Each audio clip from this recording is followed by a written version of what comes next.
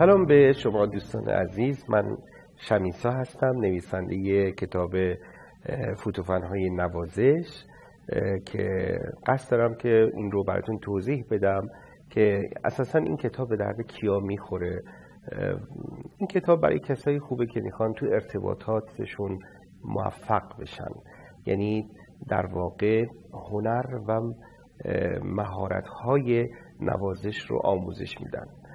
اما من برای اینکه شما روشن بشید یه توضیحاتی رو من به صورت دقیق میگم که این کتاب در واقع یک در نوع خودش کار جدیدیه، به این معنی که میخواد علم نوازش رو به شما آموزش بده. چرا که تمام ارتباطهای ما با مسئله و مفهوم آموزش آمیخته است و خیلی مهمه. حساسیت ما روی این موضوع به خاطر همین بوده که من وقتمو گذاشتم و یک کتابی رو براتون نوشتم که فکر میکنم که اگر این کتاب رو شما مطالعه بکنید خیلی میتونه تو راندمان شما، تو کارهای شما، ارتباطهای شما مؤثر باشه و در واقع یه جوری به شما جذابیت میده، به یک نوعی تو ارتباطات یک مهره ماری رو برای شما درست میکنه. ببینید به این معنی که من وقتی وارد یک ارتباط میشم با سلام شروع میکنم. شما همون یک کلمه سلام شما میتونه نوازشگونه باشه و با یک حسی گفته بشه که در طرف مقابلتون انگیزه ایجاد بکنه، در طرف مقابلتون یک حس خوشایند، یک لبخند، یک حس خوب رو ایجاد بکنه و این انگیزه رو با شما پیدا بکنه در خودش که با شما ارتباط برقرار بکنه. اما شما وقتی وارد یک ارتباط میشید و هیچ نوازشی رو نمیدید، خب طبیعتاً فرد مقابل هیچ انگیزه‌ای نداره با شما ارتباط برقرار بکنه. در واقع نوازیدن، اگر ما بخوایم دقیق تر صحبت بکنیم، نوازیدن یک مصدره که از دو فعل شروع شده، به این معنی که نوازش بدهیم و نوازش بگیریم، که این کتاب در واقع از یک زاویه‌ای به نوازش دادن ها توجه داره و از یک زاویه دیگه‌ای به نوازش گرفتن ها توجه داره. و وقتی که شما اینو میخونید ببینید که فقط این مفهوم نیست که ما فقط توی اتاق خواب ازش استفاده بکنیم، این رو میتونیم تو تمام روابط اجتماعیمون ازش استفاده بکنیم. حتی در الان بیزینس هم همین بحث مشتری نوازی است، یعنی فراتر از مشتری مداری.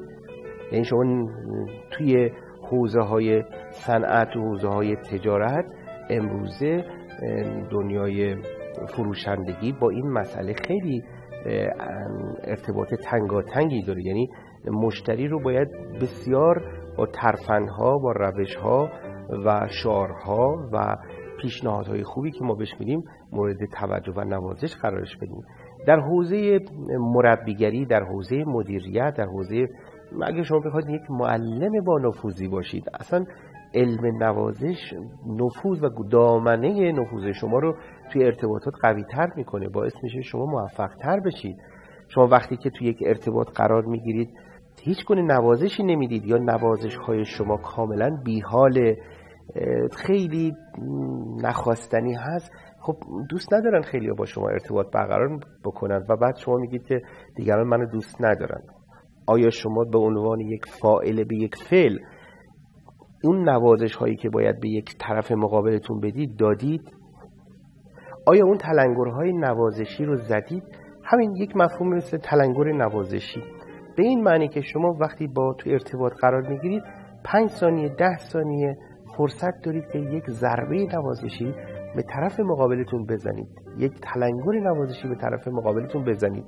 بالاخره هر آدمی یه چیزی داره برای تعریف کردن، یکی عینکش قشنگه، یکی موهاشو خوب درست کرده، یکی پیرنش قشنگه، یکی قدش بلنده، یکی حتی فکرش زیبا، استدلالش قشنگه. شما تو همون برخورد با شما چقدر لبخندتون زیباست، شما چقدر این امروز ساعتتون قشنگه، یا موهاتون چقدر فوق العاده است، یا چقدر شالتون زیباست، یا چقدر برخورد ابتداییتون رو من خیلی دوست داشتم، واقعا به من انرژی دادید. خب حال طرف رو خوب میکنید.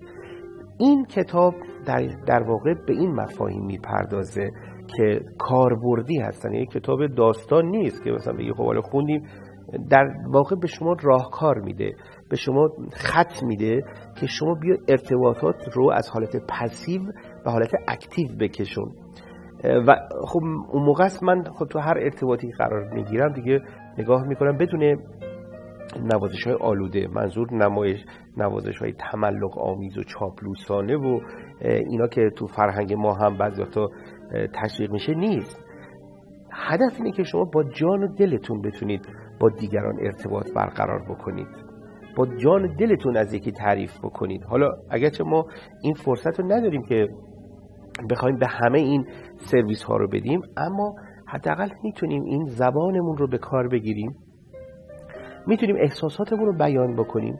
شما یک زن و شوهر چرا با مشکل روبرو میشن؟ اکثر زن و شوهرایی که درصدی، یعنی نمیخوام بگم همه، مشکل خیلی از حتی خانوما همینه که آقا همسرم نوازشای لازم رو به من نمیده، اونجایی که از من باید تعریف بکنه نمیکنه، رفتم آرایشگاه اومدم اون تعریفی که باید، نوازشی که بده نمیده، وقتی ورود میکنه تو خونه اون نوازشی که باید به من بده نمیده.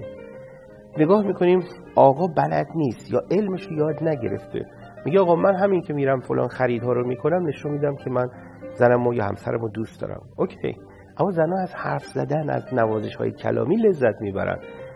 این در حوزه روابط زناشویی، یعنی کسایی که میخوان واقعا ترمیم کنن روابطشون رو در حوزه روابط زناشویی، بهتر اینه که علم نوازش رو یاد بگیرن و در واقع نوازش ما باز میگیم هنر عشق ورزیدن و این کتاب رو به همه شما اکیداً توصیه میکنم که بخونید.